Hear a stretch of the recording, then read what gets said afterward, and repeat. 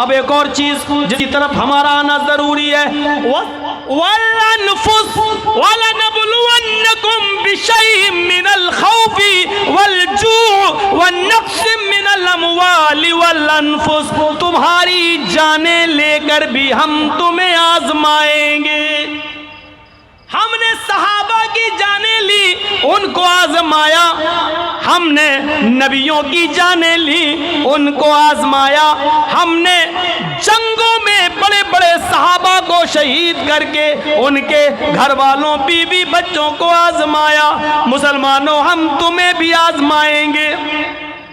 कभी फिरोजाबाद के लोगों की तरह पुलिस की गोलियों में मारे जाएंगे, हम उनकी जानें लेकर आजमाएंगे। कभी दिल्ली की सरजमीन पर दंगे की हालत में लोग मारे जाएंगे, हम उनकी जानें लेकर आजमाएंगे। कभी कोरोना वायरस नाफिज करके हम तुम्हारी जानें लेकर तुम्हें आजमाएंगे। देखें मेरा कौन बंदा इतनी बड़ी मुसीबत में मेरा दरबार पकड़ता है, मुझसे फरियाद करता है, सब्र करता है या नहीं करता है, या मेरा दर छोड़कर कहीं और सलामी ठोकने लगता है। ऐसा तो नहीं, इन तमाम मुसीबतों में परेशान होकर वो वैसी बोली बोलने लगे जैसे आज मौलवी लोग अपनी परेशानी से बचने के लिए हुकूमत के तलवे चाटने लगते हैं। हुकूमत के तलवे जैसे आपका ये कौन है, जैदी, पूरा नाम हमारी ज़बान से मत निकलवाइए, जिसने हजरत आयशा रजी अल्लाह ताला अन्हा के खिलाफ एक फिल्म बनाई, उसकी डायरेक्टर खुद बना, हजरत आयशा को जानिया करार, एक बदचलन औरत करार दिया। मेरे भाइयों, ऐसे आदमी हैं जो हुकूमत के तलवे चाटने लगते हैं, जैसे तस्लीमा नसरीन है, मुसलमान कलमा पढ़कर हुकूमत के तलवे चाटने लगती है, जैसे सलमान रश्दी हैं। और इस जमाने में बाबरी मस्जिद और राम जन्मभूमि का फैसला हो जाने के बाद 5 एकड़ जमीन लेने के लिए हमारे मुसलमानों में लखनऊ के कुछ मौलवी भी योगी के दरबार में जाकर भीख मांगने लगे, ये 5 एकड़ जमीन हमें दे दो। मेरे भाइयों, हम देखें कि तुम्हारी जानें लेकर तुम सब्र करते हो, मेरा ही दामन पकड़े रहते हो, या मुझे छोड़कर गैरों के तलवे चाटते हो, हुकूमत के तलवे चाटते हो, जालिमों के पास जाते हो। हम तुम्हारा इम्तिहान लेंगे, हम तुम्हें आजमाएंगे, तुम्हारे छोटे छोटे बच्चों की जानें भी हम लेंगे। देखें जानों में कि जाने के बाद तुम मेरा ही दामन पकड़ते हो, मुझसे ही फरियाद करते हो, या कहीं और। दिल्ली की शाहीन बाग की उस औरत को जर्जी सैल्यूट करता है, सलाम करता है, जिसका 4 महीने का बच्चा सर्दी खाकर मर जाता है, उसकी तजहीज़ तकफीन होती है। मीडिया वाले उससे पूछते हैं ये बच्चा कैसे मरा, उसने कहा ठंडी में प्रोटेस्ट पे बैठी थी, सर्दी लग गई, मर गया। अब क्या करोगी? उसने कहा मेरे और भी बच्चे हैं, हम अपने देश के संविधान को बचाने के लिए उन बच्चों को लेके दोबारा फिर प्रोटेस्ट में बैठेंगे, फिर हम जाएंगे। ऐसी औरतों को सलाम पेश करता हूं मेरे प्यारे साथियों। हम देखेंगे तुम्हारे छोटे छोटे बच्चों की जान लेकर कि तुम हमारे ही दरवाजे पर दस्तक देते हो, या मेरा दर छोड़कर जिंदे और मुर्दों के पास चले जाते हो। हम आजमाएंगे तुम्हें, हम तुम्हारा इम्तिहान लेंगे, हर हाल में हम तुम्हारी आजमाइश करेंगे। वलनबलुवन्नकुम बिशैइन मिनल खौफि वलजूअ वनक्सिम मिनल अमवालि वलअनफुस वत्तमरात, हम तुम्हारे फल फ्रूट, खेती बाड़ी, अनाज गल्ला हम बर्बाद करके भी आजमाएंगे। कभी इतनी जोर का सैलाब लाएंगे तुम्हारी पूरी की पूरी खेती बर्बाद हो जाएगी, कभी ऐसी बारिश लाएंगे तुम्हारे खेतों का सारा अनाज तहस नहस हो जाएगा।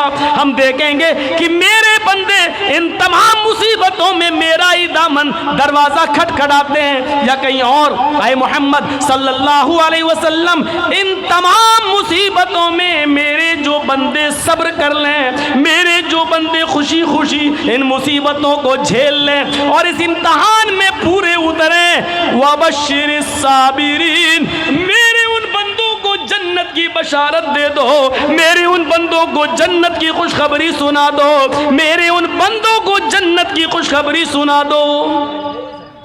ये लीजिए, तब जन्नत मिलेगी। भारत में हमें जगह मिले ना मिले, लेकिन अल्लाह कह रहा है इन मुसीबतों में पूरा उतर जाओगे तो हम तुम्हें जन्नत में जगह जरूर देंगे। सोचिए, ये आजमाइश है हमारे ऊपर, आजमाइश। नबियों को, रसूलों, सबको आजमाया। इब्राहिम अलैहिस्सलाम पर नजर डालो, उनको आजमाया। अपनी बस्ती ऊर छोड़ते हैं, अपना मुल्क इराक छोड़ते हैं, अपनी बस्ती छोड़ते हैं, अपना मुल्क छोड़ते हैं, अपनी बीवी सारा के साथ मुल्क शाम में दाखिल होते हैं। बादशाह की नजर सारा के हुस्न जमाल पे पड़ती है, वो उनसे बदकारी की नीयत से आगे बढ़ता है, नाकाम होता है। दोबारा शैतान ने फिर बहकाया, फिर नाकाम होता है। तीसरी बार बहकाया, नाकाम होता है। उसने फिर देख लिया ये नेक आदमी है इब्राहिम, उनकी बीवी पर हम गलत नजर भी नहीं डाल सकते, छूना तो बहुत दूर की बात। उसने गिफ्ट दे दिया अपनी एक खूबसूरत हसीन और जमील लड़की, बेटी या बहन या कनीज, उसने हजरत इब्राहिम सारा को गिफ्ट कर दिया। हजरत सारा ने इस खादिमा को हजरत इब्राहिम को दे दिया। हजरत इब्राहिम ने उनको आजाद करके उनको अपनी ज़ौजियत में अपनी बीवी बना लिया। जानते हो, जो उस बादशाह ने, जिसने इब्राहिम की पहली बीवी सारा पर गलत नजर डाली, उस बादशाह ने जो लड़की इब्राहिम अलैहिस्सलाम को दी उसका नाम हाजरा था। अल्लाह ने उसी हाजरा से हजरत इब्राहिम को एक बेटा दिया, जो बेटा इस्माइल के नाम से जाना जाता है। यहाँ हाजरा से बेटा पैदा होता है, उधर हुक्म होता है अपनी बीवी हाजरा को और बेटे को एक बियाबान जंगल में छोड़ दो। इब्राहिम अपनी बीवी हाजरा को लेकर मैदान मिना में जाते हैं। इब्राहिम, यहाँ हम कहाँ गए? यहाँ तो दूर दूर तक दरख्तों का पता नहीं है, चिड़ियों का पता नहीं है, दूर दूर तक आबादी का पता नहीं है, हम यहाँ रहेंगे। इब्राहिम ने कहा हम नहीं, सिर्फ तुम यहाँ अकेली रहोगी। इब्राहिम, ये क्या कह रहे हो? जाने लगे, मेरे शौहर मुझे इस बियाबान जंगल में अकेले छोड़ के जा रहे हो। कोई जवाब नहीं देते। अपने बेटे इस्माइल को जमीन पर लिटाती है, इब्राहिम का पीछा करती है, पीछे से कुर्ता खींचती है। इब्राहिम, हक ज़ौजियत में क्या आपने मुझे नाअहल पाया? क्या मैंने आपको कभी शिकायत का मौका दिया? बीवी हूँ आपकी, मैंने आपकी खिदमत में, आपकी सेवा में कोई कमी की है? नहीं मेरी बीवी। फिर क्या बात है मुझे छोड़ के जा रहे हो? मेरी बीवी, मेरे पास तुम्हारे सवाल का जवाब नहीं। फिर जाने लगे, फिर पकड़ के खींचा। इब्राहिम, जा रहे हो, लेकिन मेरा कसूर बताओ कि मुझे अकेले क्यों छोड़ रहे हो? मेरी बीवी, मेरे पास इसका भी जवाब नहीं। फिर हाथ झटका, फिर जाने लगे। बीवी ने फिर खींचा, इस्माइल कहाँ रहेगा? यही। मैं कहाँ रहूंगी? यही। तुम कहाँ रहोगे? पता नहीं, पता नहीं। कब आओगे? ये भी पता नहीं। कल आ जाओगे? नहीं। बीवी, कब आओगे? इब्राहिम, एक दिन भी लग सकता है, एक हफ्ता भी लग सकता है, एक महीना भी लग सकता है, एक साल भी लग सकता है, ये भी हो सकता है कि ना आऊं। बीवी, मैं यहाँ अकेली, जब भी तुम आओगे मैं अपनी इज्जत व आबरू को कैसे बचा पाऊंगी? कितने दरिंदे काफिले यहाँ से गुजरेंगे, चोर गुजरेंगे, लुटेरे गुजरेंगे। इब्राहिम, मेरी इज्जत व आबरू की हिफाजत कैसे होगी? खाने पानी का इंतजाम कैसे होगा? इब्राहिम कहते हैं, हाजरा, मेरे पास तेरे सवाल का भी जवाब नहीं है। फिर आगे बढ़े, उसने फिर खींचा और अपने गले से लगाते हुए कहा, जा रहे हो तो जाओ, लेकिन इतना बताओ अपनी बीवी को किसके सुपुर्द करके जा रहे हो? जब आओगे तो मुझे पाओगे या नहीं? मुझे किसके हवाले करके जा रहे हो? इला, कुरान ने हाजरा के उस लफ्ज को रिकॉर्ड कर लिया, इला मन ततरुकूना, इब्राहिम इतना बताओ कि मुझे किसके हवाले करके जा रहे हो। इब्राहिम अलैहिस्सलाम ने अब बीवी की आंखों में आंखें डाली, फरमाया बीवी अब तूने सवाल सही किया, मुझे किसके सुपुर्द करके जा रहे हो? तो सुन, इल्लल्लाह, मैंने तुझे और इस बच्चे को अल्लाह के सुपुर्द कर दिया है, अल्लाह के हवाले कर दिया है। बीवी मुस्कुराई, कहती अब जहां जाना हो आराम से चले जाओ, अब आपने मुझे उस जात के सुपुर्द कर दिया है जो अब तक मुझे बचाता रहा, मेरी हिफाजत करता रहा, आगे भी करेगा। इज़न ला युज़ीउनल्लाहु अबदा, मेरा रब हमें ज़ाय नहीं करेगा, मेरा रब हमें बर्बाद नहीं करेगा। क्यों डरते हो सीए से, क्यों डरते हो एनआरसी से, क्यों डरते हो एनपीआर से? हमारा रब हमें ज़ाय नहीं करेगा।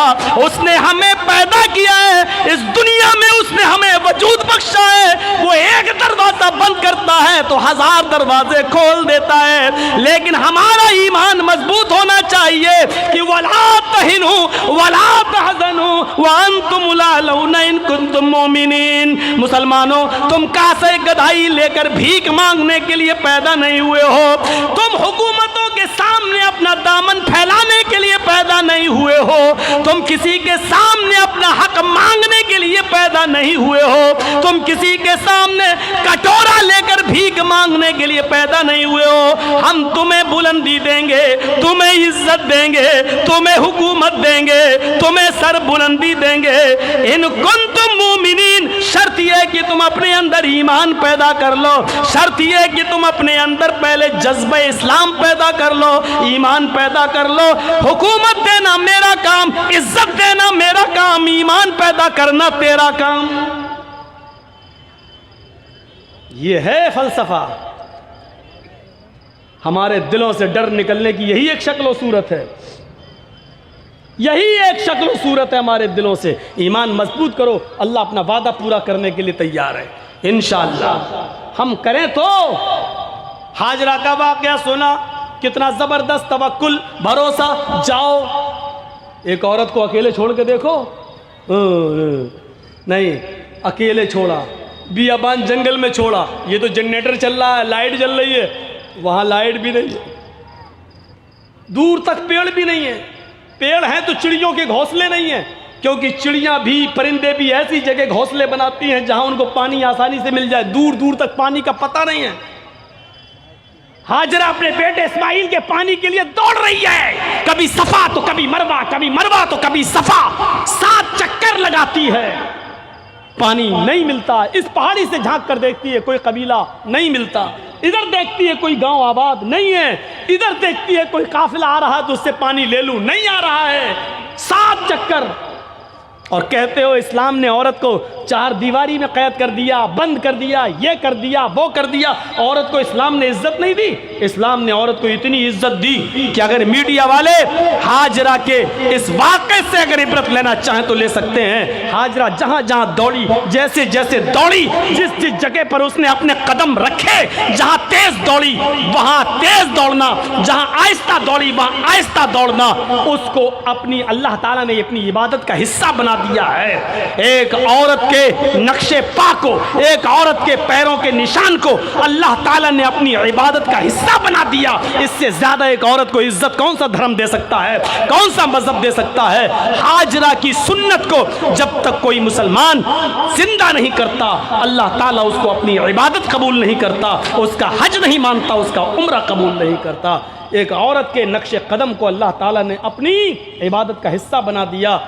औरत को पाप की देवी कहने वालों, आदम को जन्नत से निकलवाने वाली औरत, शतरूपा हिववती को जिम्मेदार कहलाने वाली मनुस्मृति, जरा तसव्वुर करो, आपने औरत को पाप की देवी कहा है। इस्लाम ने औरत को पाप की देवी नहीं, घर की मलका कहा है। इस्लाम ने औरत को जो इज्जत दी है, दुनिया के किसी मजहब में औरत को वो इज्जत नहीं मिली है, नहीं दी गई है। ये मकाम दिया था अल्लाह तबारक व तआला ने एक औरत को। हमें सोचना चाहिए, हमें नाफे, उस नाफे की तरह बनना चाहिए जो इस्लाम का परचम लहराता हुआ आगे बढ़ा और उसने कबीलों को फतह कर लिया, गांव के गांव फतह कर लिया, सब जगह पर उसने इस्लाम का परचम लहरा दिया, फिर भी आगे बढ़ता जा रहा है। जो गांव जो बस्ती आ रही इस्लाम का परचम लहराता जा रहा है, जो आड़े आ रहा उससे लड़ता जा रहा है और इस्लाम का झंडा लड़ते लड़ते लड़ते लड़ते सामने समंदर आ जाता है। समंदर बहुत गहरा, बहुत लंबा, जहां तक नजर डालता है समंदरी समंदर दिखता है। उसने अपने फौज की तरफ नजर डाली, 1500 घुड़सवार, 1500 फौजी उसके साथ। उसने दाएं नजर डाली, इस्लाम का परचम। उसने बाएं देखा तो इस्लाम का परचम। उसने पीछे मुड़ के देखा तो इस्लाम का परचम। सामने देखा तो समंदर। चीख पड़ा, आय अल्लाह, अब कौन सी बस्ती मौजूद है जहां इस्लाम रह गया है। आय अल्लाह, मैंने दाएं भी इस्लाम फैला दिया, बाएं भी इस्लाम का झंडा लहरा दिया, पीछे तो इस्लाम फतह करते हुए आ ही रहा हूं। सामने समंदर है, अब हम जाएं तो कहां जाएं? मेरी अभी पूरी जिंदगी पड़ी हुई है। आय अल्लाह, आसमान से अब कोई फरिश्ता नाजिल नहीं होता, अब कोई वही लेकर नहीं आ सकता है। मुझे मालूम नहीं है इस समंदर को पार करने के बाद भी कोई बस्ती रहती है। आय अल्लाह, मुझे सिर्फ इतना मालूम हो जाए कि अगर मैं समंदर को पार कर लूं, समंदर को तैर कर निकल जाऊं, तो समंदर के पार भी कोई बस्ती रहती है, इतना मालूम हो जाए तो कसम है तेरे इज्जत और जलाल की, हम 1500 लोग अपने घोड़ों को समंदर में डाल देंगे, तैरना शुरू कर देंगे, तू मेरे घोड़ों को जहाज बना देना। आय अल्लाह, समंदर पार करके भी हम चैन से नहीं बैठेंगे उस वक्त तक जब तक कि हम उस बस्ती पर भी तेरे नबी जनाब मोहम्मद रसूलुल्लाह का झंडा ना लहरा दें। ये जज्बा था, ये ईमान था। हम तो अपने घरों में इस्लाम नाफिज नहीं कर पा रहे हैं, हम तो अपनी बेटियों के हाथ से मोबाइल नहीं छीन पा रहे हैं, हम तो अपने बहनों के हाथ से एंड्रॉयड मोबाइल नहीं ले पा रहे हैं, हम तो अपने घर में अपनी बहन और अपनी बेटी पर इस्लाम नाफिज नहीं कर पा रहे हैं, हम अपनी बेटियों को फेसबुक, मैसेंजर और व्हाट्सएप चलाने से नहीं रोक पा रहे हैं, हम अपने छोटे 12-13 साल के बच्चों को मोबाइल देने से नहीं रोक पा रहे हैं। जो आदमी अपने घर में इस्लाम न लहरा पाए, वो अपने मुआशरे में इस्लामी माहौल क्या पैदा करेगा। हम सपना देख रहे हैं, हम ख्वाब में मस्त हैं, ये करेंगे वो करेंगे, ये होगा वो होगा। मेरे भाइयों, ये ईमान अपने अंदर पैदा करने की ज़रूरत है, फिर अल्लाह की मदद आएगी हमारे और आपके ऊपर।